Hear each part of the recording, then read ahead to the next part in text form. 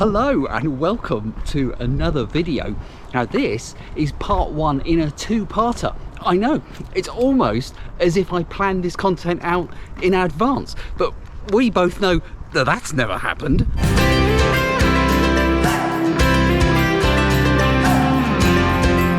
So hello, and here we are. Oh, it's a bit bracing today. It's a little bit on the chilly side, but I've got my arms out and my legs obviously, and heading out for a run. And in today's video, this is kind of like a two-parter, and in one part of the video I'm going to be talking about my running for the year and kind of how that's gone. And actually that's next week's video, and I'm also going to be talking a little bit about the channel because there's a few changes coming in 2023 I want to tell you about.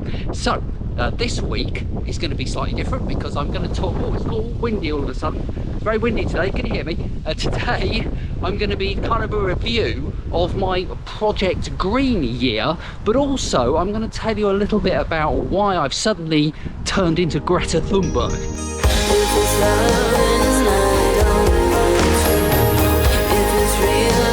So me and Greta, let's talk about how it all started. So, oh, it's windy. I wish my hat don't come off. I just ran past an Ioniq 5. Anyway, I digress. So, if you've been watching videos on this channel, you might have heard me talk about something called Project Green. All it is really is me trying to make my life a bit more eco-friendly, and I'll tell you about how that's going in just a moment. But where does all that come from? Because this channel has been running for years, and until this year I'd never really mentioned it. So has it just suddenly come about? Have I suddenly had a conversion to the green agenda? No. I've kind of always sort of been like this, but like a lot of people, I've been sort of limited in what I can do. But in fact, when I was growing up, a little chap, I don't really remember there being much talk about it at all. Of course there was plenty of people banging on about it at the time, but it wasn't really something as a kid that I kind of picked up on. But as I got older, then you know, you sort of hear more and more about it. Particularly I think as I was a teenager, there was more and more of it being spoken about, but I wasn't really in much of a position to do very much myself. But when my now wife and then girlfriend, we got a place together, we got a flat, and we moved in there.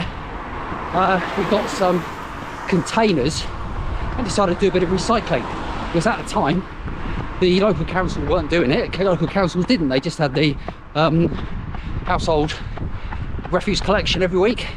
They'd come and collect it. If you went to the dump, as we all referred to it then, it wasn't a recycling centre, it was just a massive pit to which you just chucked all your crap. So that's how it was. So we used to put cardboard and paper and plastics and what else did we do? Glass, I think, in these containers, and once a week I'd trundle off down to like a little car park somewhere where there'd be a place where you could deposit them, and then, you know, rinse and repeat. Thankfully now the local councils do collect recycling, and the recycling centres are all geared up for, they're not dumps anymore. Although when it comes to the household, the recycling, the doorstep recycling, it's I don't know about you, but when I go away, it's completely different when I go elsewhere in the country to what goes into what container than it is where I live. So I normally spend the first 2 days when I'm away trying to decipher what goes into what bin. So, you know, that'd be better if it was a bit more consistent, but you know, it is what it is. And yeah, that's kind of the first thing that we did. There wasn't much more we could do. I suppose there are other things that we've done, things that you just become kind of normal and you don't really think about it. So not filling the kettle too much, not leaving the tap running when you're brushing your teeth, turning lights off when you leave the room. There's probably tons of stuff that we just automatically do it, don't even think about it. But you know, it's little things, isn't it, really? But I'm a strong believer in we all do little things and it adds up to a big thing. Anyway, the first big thing I did was to get solar panels, and I've spoken about that on this channel. Other videos about that, they're linked in the video description below. And I've got quite a small system, but I filled the roof up as much as I could with panels, and that is easily the best thing that I ever did. Back then we weren't allowed to hook up batteries, but if you're thinking of getting solar, You know, do the maths obviously, but have a look not just at getting panels, but consider batteries as well, because at the moment, even with the small system, I probably export quite a bit of energy back to the grid, and if I had batteries I could store that and use it myself. So it's definitely worth thinking about solar and batteries.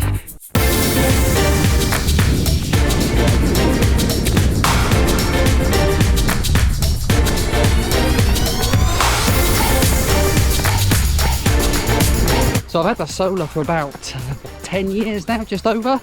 Definitely one of the best things I ever did. Fantastic, absolutely brilliant. Yeah, fantastic. I'm going to come back to solar a little bit later.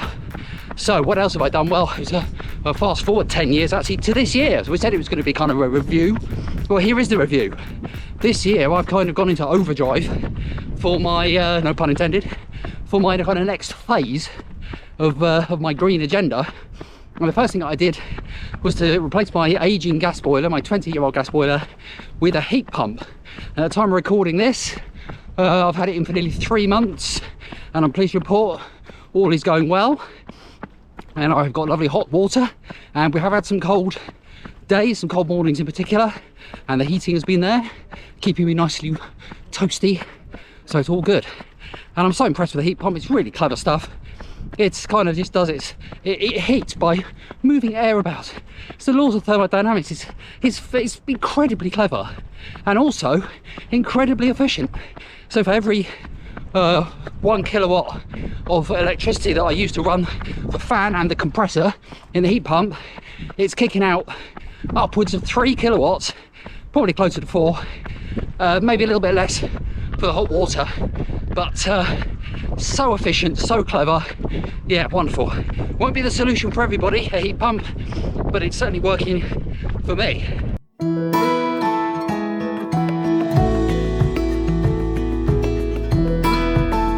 Right, the next thing that I did in my kind of green revolution of 2022, or my continuing green adaptation, what should we call it, I don't know, was to get a home car charger. So I've got a My Energy Zappy, which is sitting on the wall at my house. And you might think that's a strange thing to buy because you drive a Honda Civic, and that is an ICE car, which is internal combustion engine, in case you're wondering. And yeah, the reason is that I am getting an EV, very obviously.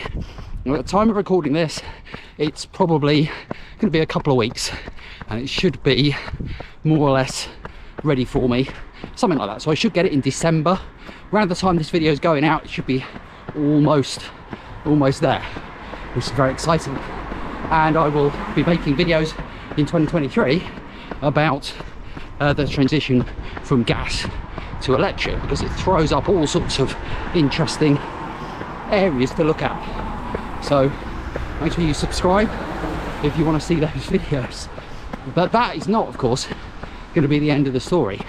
There is much more to do.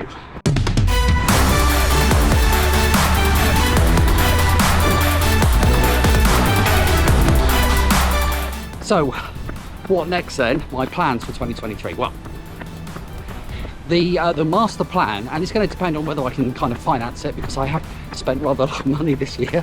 So assuming that I can make the budgets work, my next job really is to try and get more solar and solar batteries.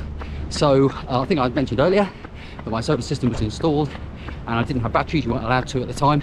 It's quite a small system, 1.6 kilowatts, and I have filled up my roof space, but I do have a building at the back of my house. It's a garage, so that's quite good, because it means that that is actually in quite a bit of sun all day, and there's enough room on the top of the garage to put 4 400-watt panels, I think, if I've measured it correctly.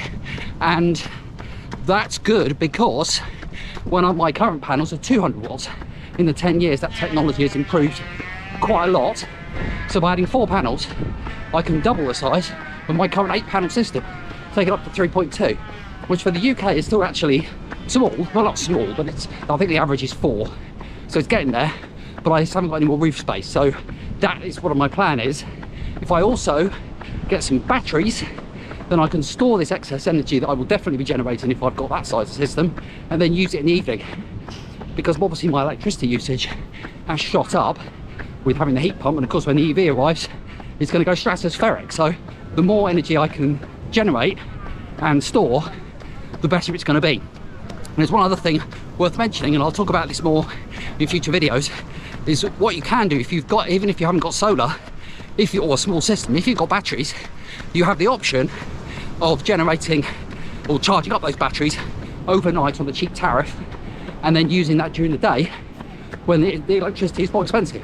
So there are ways and means, even if you don't have the capacity to put in any solar at all or large solar, batteries can actually go a long way to offsetting the cost. But again, you have to do your maths, because it will take time for the batteries to pay for themselves. But that is my 2023 plan. Let's see what happens with it.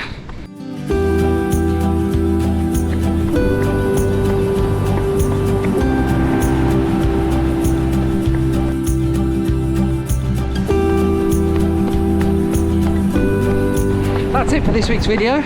Thanks so much for watching. Let me know what you think about my green transition, or any questions you may have, post them below and I'll do my best to answer them. Next week, in the final video of the year, I will be reflecting on my running journey and how that's gone. So make sure you stay tuned for that. There will also be some channel chat, so a few changes afoot for the new year. Thank you so much for watching, liking, subscribing. See you next week. So give it to me.